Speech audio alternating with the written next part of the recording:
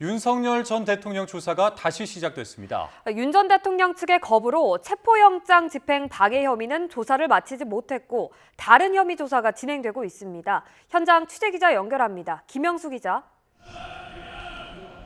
네, 내란특검 사무실이 마련된 서울 고검입니다. 네, 오늘 고생 많습니다. 이 조사가 언제쯤 재개가 된 겁니까? 네, 박지영 내란특검보가 조금 전에 기자실에 내려와서 브리핑을 했습니다. 윤석열 전 대통령에 대한 특검 조사는 오후 4시 45분쯤 다시 시작됐습니다. 그러니까 조사가 중단된 지 3시간 정도 만에 재개된 겁니다. 이때부터는 국무회의 의결과 외환 관련 혐의를 조사하고 있다고 박 특검보가 밝혔는데 이 조사는 김정국, 조재철 부장검사가 맡았습니다.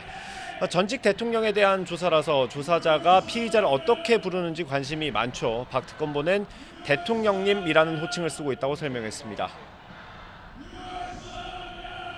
네, 그러면 오전에 진행하던 조사는 마무리하지 못한 거죠?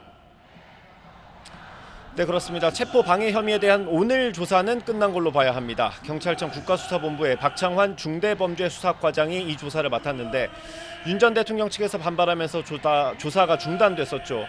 박 특검보는 이 부분에 대한 조사는 윤 전 대통령이 거부해서 재개하지 못했다고 밝혔습니다. 또 그에 따른 조치를 취했다고 설명했습니다.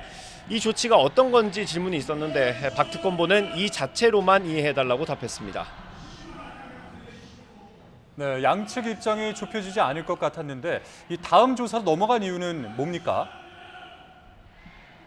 앞서 윤 전 대통령 측은 박창환 총경이 불법 체포영장 집행을 지휘했다는 이유로 조사를 거부했습니다. 반면 특검 측은 1차 체포영장 집행을 박 총경이 지휘한 사실이 없다고 반박했습니다. 박지영 특검보 얘기를 들어보면 이렇게 설명을 했는데도 윤 전 대통령 측은 경찰 조사는 거부한 걸로 보입니다. 자칫 조사가 무산될 수 있었는데 박 특검보는 조사량이 워낙 많기 때문에 수사 효율성을 위해서 다른 혐의 조사를 진행했다고 설명했습니다. 그렇다면 다음에는 조사자가 바뀌는 건가요? 그렇진 않습니다. 박 특검보는 체포 방해 혐의에 대한 조사를 다시 해도 박창환 총경이 진행할 거라고 강조했습니다. 사건을 수사할 때 고소고발이 난무하게 되는데 그런 경우 모두 수사에서 배제하면 사실상 수사가 진행되기 어렵다고도 설명했습니다. 다시 조사하게 되면 같은 상황이 반복되는 거 아니냐는 우려도 있었는데 박지영 특검보는 윤 전 대통령 측이 방어권을 행사하기 위해서라도 조사를 받을 거로 생각한다고 답했습니다.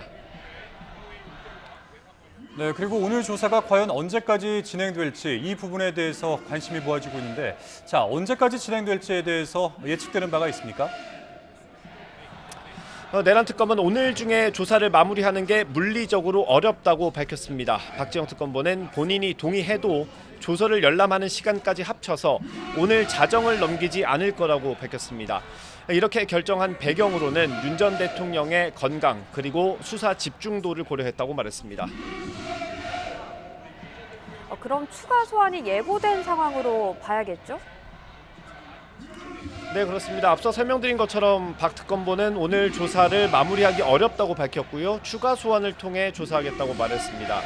다만 시점에 대해서는 구체적으로 언급하지 않았습니다. 박 특검보는 조사를 종료한 뒤에 남은 조사량을 고려하고 또 윤 전 대통령 측과 협의해서 추후 일정을 정할 것 같다고 설명했습니다.